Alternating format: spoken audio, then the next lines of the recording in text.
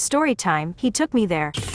I used to date an older guy when I was in high school. Nothing crazy. I was a senior, and he was in his second year of college. Dating a guy in college definitely made me feel important, but I had no idea how much danger I was in. I knew my friends wouldn't approve, so I never told them about him, and I absolutely never told my family. So whenever he and I would hang out, I'd tell my parents I was with my friends, and my friends I was with my parents. I never went to his place or met his friends. We would always hang out in his car or go to a park, up until one day he took me somewhere that still terrifies me. At first everything was fine, and it all seemed normal. I lied to everyone, drove to the mall, where I met him, left my car in the parking lot, and got into his car. I couldn't put my finger on it, but something about his energy was off. He seemed weirdly excited and nervous, but when he told me he had a surprise for me, I told myself the way he was acting made sense. Little did I know the pit in my stomach was a warning I should have listened to. The more we drove, the more nervous I got, and when we pulled into the parking lot of my surprise, I wanted to disappear. I stared in horror as I realized we were at a hotel. I was super uncomfortable, and I didn't want to go in because I thought I knew what his intentions were, but what I had in mind was a fairy tale compared to what he actually wanted. When I told him I didn't want to go inside, he got really angry and started screaming at me. I thought his screaming was bad enough, but suddenly, he started laughing, and that made my whole body go numb. He tried to calmly convince me to go inside with him, but I knew I needed to get out of there. I told him to take me home, called my best friend, and put her on speaker. When he heard her voice, it was like a switch was flipped, and he turned back into the guy I was used to. I almost decided the whole thing was no big deal, and went on with the date, but my best friend demanded he bring me to her house. I still struggle with accepting that she saved my life that day, because that's exactly what he did. He dropped me off at her house, and I never saw him again. A couple years later, my best friend sent me a link, and when I clicked on it, the gravity of what could have happened almost crushed me. There in black and white was my ex-boyfriend's mugshot. He had 5 victims, and they were all found in the basement of the hotel where he worked. The last night we were together, he took me there.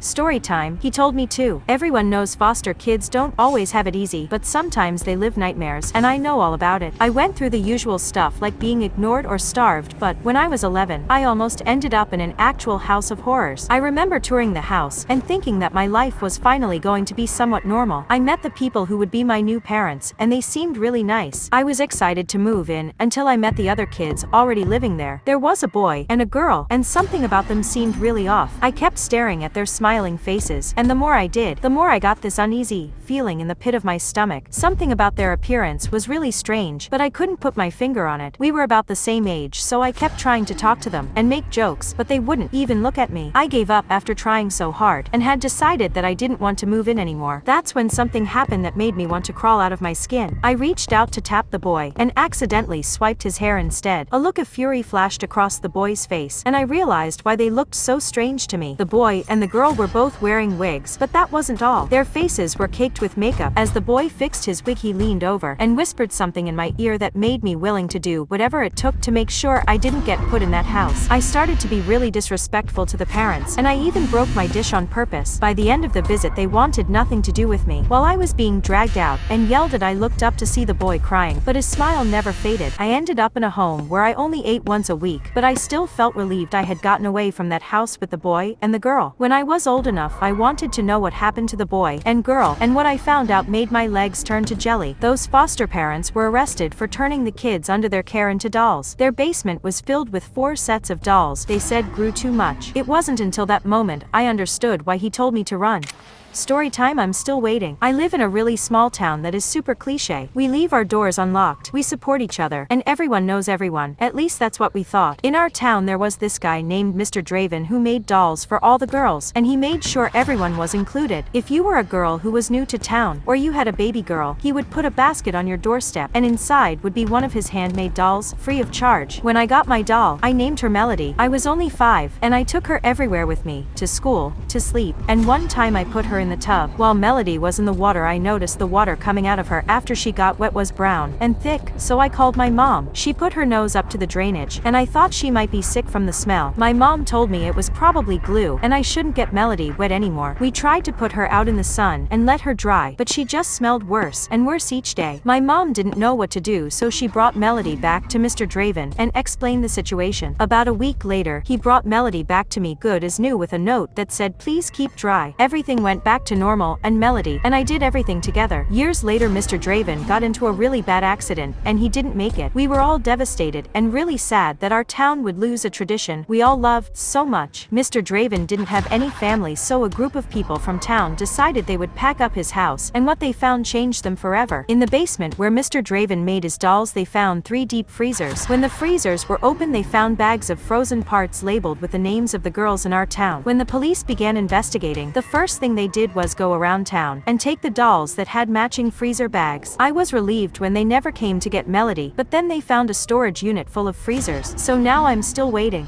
Story time, it was right there in the picture. I, 24 female, have been with my boyfriend for 3 years, and I thought I knew him, but now I'm not so sure. Last year for our anniversary, he gave me these really pretty emerald earrings, but something about them seemed wrong. They weren't in a box or a bag, and at the time my boyfriend wasn't working. I thought they were beautiful, but I didn't want them if he had stolen them, so I confronted him. He told me he got them from an estate sale, and he made me feel really guilty about accusing him of something so horrible. Looking back now, I wish he had stolen them. I dropped the issue, and the earrings became my everyday favorites. After that our lives seemed to get better and better. My boyfriend got a job cleaning at night and he started to have more money than he ever had. Then one day while I was cleaning, I found a box pushed way in the back of his closet. When I opened it up, I couldn't process what I was seeing. It was almost filled to the top with jewelry, bracelets, earrings, necklaces, rings. But the weird thing is some of the earrings were missing a pair, and almost all of the necklaces were broken as if they were torn off of someone's neck. The first chance I got, I confronted him, but like he did with my favorite earrings, he explained it all away. It was easy to believe him when he said he was finding them at work because I wanted to believe him. I let it go, and I didn't bring it up again, but something about the whole situation was still nagging at me. I still thought the worst thing it could have been was he got caught up in stealing somehow. I found out yesterday that it is so much worse than that. Me and my boyfriend were sitting on the couch watching TV when a breaking news alert popped up on the screen. There were 4 women missing from our area, and as my boyfriend put his arm around my shoulders, the picture of a pretty red head flashed on the screen. In her ears were my favorite earrings. I started to make excuses for what I was seeing, but I couldn't ignore the truth. It was right there in the picture. Story time. She smiled the whole time. A while ago when I was in college I used to love haunted houses, and so did my roommate. We would try to find as many haunted houses as we could, and go to all of them. We found this haunted house that made us sign a waiver, and that made us even more excited. But by the end of the haunted house my roommate would be dead, and I would be wishing we never signed that waiver. We got to the haunted house, and everything was a chaotic mess, which was great. People were screaming. We saw 2 girls come out crying, and someone ran over to the grass and vomited. We knew it was going to be life-changing, but we were so wrong about how. We made our way into the haunted house, and the floors were smeared with brown and red liquids. Some guy that looked pretty grotesque was crawling around in the sludge and grabbed my roommate's foot. When she tried to kick him off, the floors were so slippery she lost her balance, and we both fell. It was all part of the fun, so we laughed, brushed it off, and kept making our way through the haunted house. We had so much fun that we were talking about coming right back in as we exited, but when we hit the outside air everything took a turn for the unforgettable worse. My roommate started to complain that her chest was hurting, and I jokingly put my hand up to her chest, saying the house gave her a heart attack, and that's when I felt it. Something hard was underneath her coat, and I saw there was way more red on the front of her shirt than there should have been from our fall. I moved her coat away, and in absolute horror, saw a knife sticking out of her shirt. Without even thinking about it, my roommate grabbed the knife and pulled it out. She was gone before the ambulance got there. But the one thing that really creeps me out about everything that happened, she smiled the whole time.